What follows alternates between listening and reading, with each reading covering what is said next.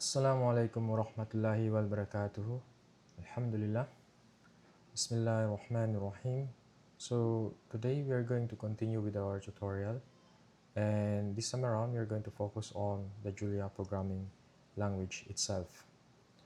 Now, why Julia, right? I mentioned to you before, at least in the introduction of this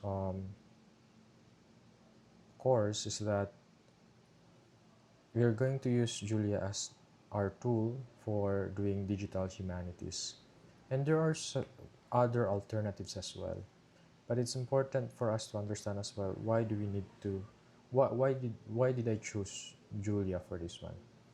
Okay, so in the world of like programming languages, there are some languages that are used for creating applications such as the ones that you install in your computer, like for example Microsoft Word, what else, and any other applications that you use in your computer, in your mobile as well.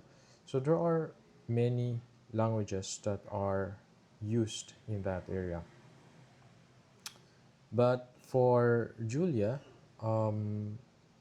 this one can also do technically that those type of applications, but Julia was made uh, for numerical computations. And there are alternatives to Julia. One of those is R and Python. So if you don't know about R, it's programming language. If you search the web,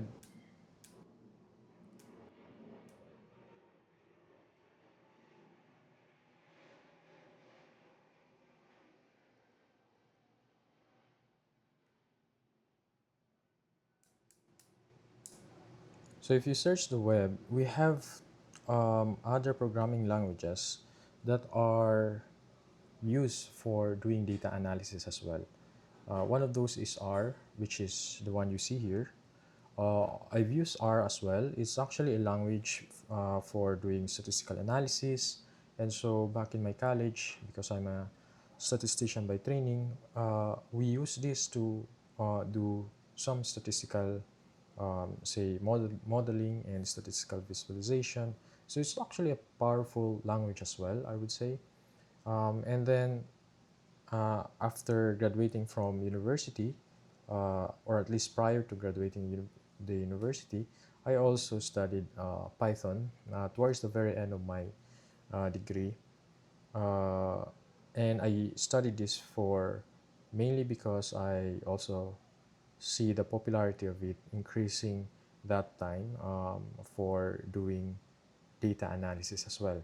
And in fact, nowadays, Python is the language used for machine learning and for AI. All of the AIs that you see, applications, most of it likely were done using Python. And in fact, in at work, uh, as a data scientist myself, I we mainly use Python at work, and this is also the language that my team is using.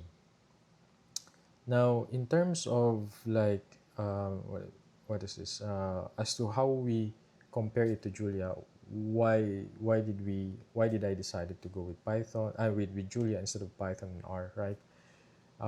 So apart from the fact that I created my library using Julia, the main reason why I use Julia for creating my library, like for example for Quran3.jl and Unir.jl and Kitab.jl, those are the Julia libraries that I've created for doing Islamic digital humanities. And the reason for that is that Julia is just way more powerful compared to Python and R. So I've used Python and R. I would say I'm very good in R, Python, and of course Julia. In fact, for R, I've also created a library called ALUS. This is the R library. So it's actually published in a journal of open source applications. This is my name.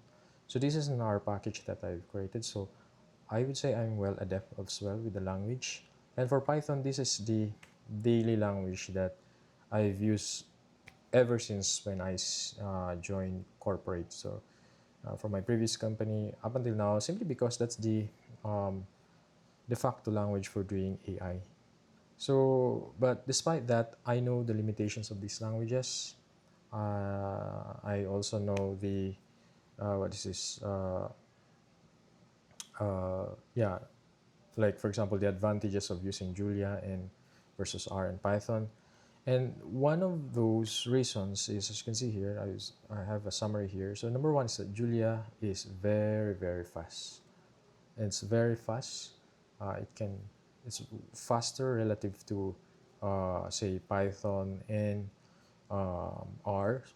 So as you can see, if we look at actually Julia now, Julia benchmark, if you look at the Julia benchmark, micro benchmark, so here it is. So these are the different languages.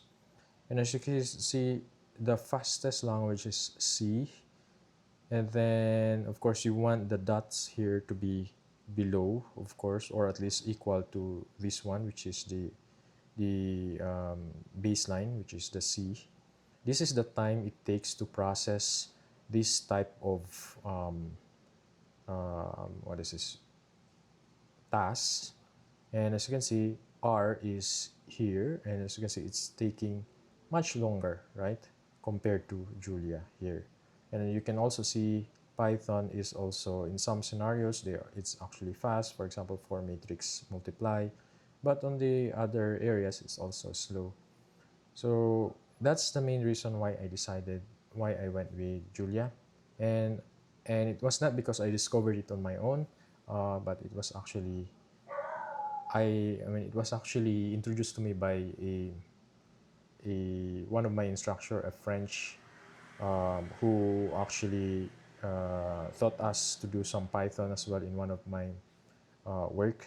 And so until he brought it up, this Julia programming language, but back then it was still new, but he told me already of the positive part of this language, and so that's actually the reason, or maybe that was the trigger as to why I did look into Julia. The other part is that it has a dynamic typing. So at this point, maybe it's not easy to understand, and then also it's multiple dispatch. I'm not going to discuss this yet to you. Maybe once we touch into uh, the code itself for doing multiple dispatch and dynamic typing. It also has a built-in package manager, and I would say it it yeah, this one, I would say it has one of the best package manager, at least compared to R and Julia and R and Python, for example. And it also can operate. It can also work together with other languages, including Python and R, and also low-level languages or very fast languages like C and Fortran as well. So there you go. So for today, we are going to focus on at least the basic syntax of Julia. So as I mentioned to you before, that Julia is you can think of it like a calculator, but it's an advanced, very, very, very advanced calculator. And the first thing that I'd like to introduce to you is what we call these variables and also dynamic typing. So when I say variable, unlike calculator where you can do directly 1 plus 1, right? You can also save some of these values into a variable. In this case, for example, I'm saving x equals 10, and then so if I say x equals 10, I can then do operations on x. So for example, x plus 5, that would be 15, right? So x plus 5, that would be 15. So because x is a variable that I assign to particular value, which is 10, and so that's why this one, when I say x plus 5, it will substitute that value, which is 10, and so that becomes a 15, right? Now, um, the other part is that x can also take another value. For example, in this case, hello Julia, like this one, or for example here, hello Al. If I write that, this time around, Al, x now will be, of course, this one. It's not 10 anymore because we uh, we overwrite that with this value, right?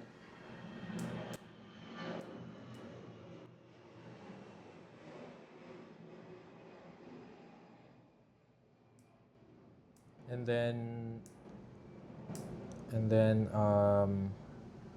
so we have that value, and so any if I do x plus 5 again, this won't work, of course, because x now is not a number anymore, it's a text, right? So x plus 5, it will return an error, right? Because it does not know how to handle a what is this, a text plus a number. And by the way, from my previous tutorial, we've created our own notebook, and this one I've created a new one. So for those who, you know, was not able to follow that previous tutorial as to how to create a new notebook, you can just actually create a new notebook, and you just have to save it into your folder, and then you can just, uh, follow along and write your codes, right? So as you can see here, it's actually returning an error, simply because it has a different type, right? So we are now adding a text with a number, which actually won't work, right?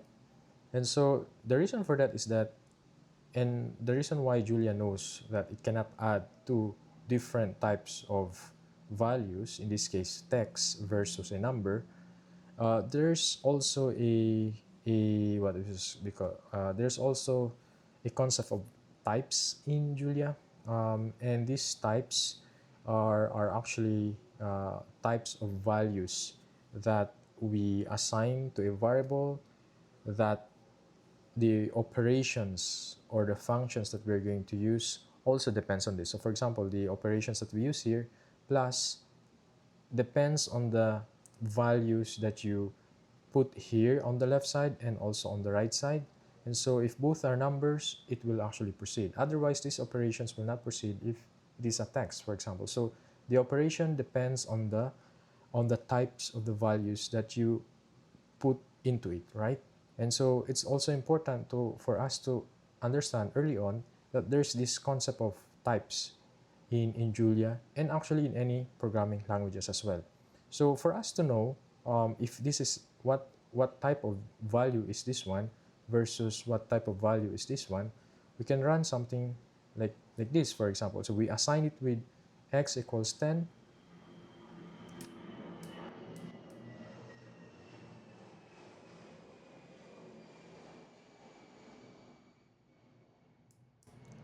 and then and then um, and then x equals 10, and then we then get the type of that one, and then we can print it, right? And then also this one, we assign it, we overwrite it, and then we print the type of it, right? So here, if I can just actually write that again, so we can actually run it, you can actually see already the output here. But let me assign it here again and say 10, yeah, and I want to print what's the type of, so this is this print ln simply actually prints whatever you put inside it. So this will actually print whatever the output of this type of. So if I run that, it will actually print int 64. But since we have since we only have one code in here, we don't have to have that print. Actually, we can just run it something like this one, so it will work. And then if I also assign a, say, x equals hello al, this one will have a different type at this point because we assign it with a new value, right? So this one, it's a string. So this one is a text, but technically it's actually a string, and this one is a number, but it is called, in the language of programming language or in math, it is actually an integer, right? It's an integer. So an integer with a string, you cannot add the two, right? So say for example, again, one more thing. So if I have here x, assuming here for example y equals 53.5, right? So it's a number, and I say, what's the type of this one? Type of y. It's actually a float. So float is also a number, but float refers to when you have like a point. So when you have a point like a decimal value, that's actually a float. So now let's see, if I say z equals hello as a hi, now we have y equals 53.5 and z equals hi. So if I say y plus z, that won't work because they have different types. Y is a float and z is a string, which meaning to say it's a text. You cannot add a number with this a text, so that's why it will also return an error, right? But if I say um, I remove this, right? Let me just delete this, and then I try to run this. X equals 10. So now if I actually say y plus x, it will actually work because x is a number as well and y is a number, or x is an integer, which is what we have here. It's an integer, and y here is a number, which is also a like specifically a float, meaning to say it has a decimal point. And so adding the two should work because they have a compatible types. So this is what we call types in Julia, right? So there you go. Let's continue on my next video. Alhamdulillah. Assalamu alaikum.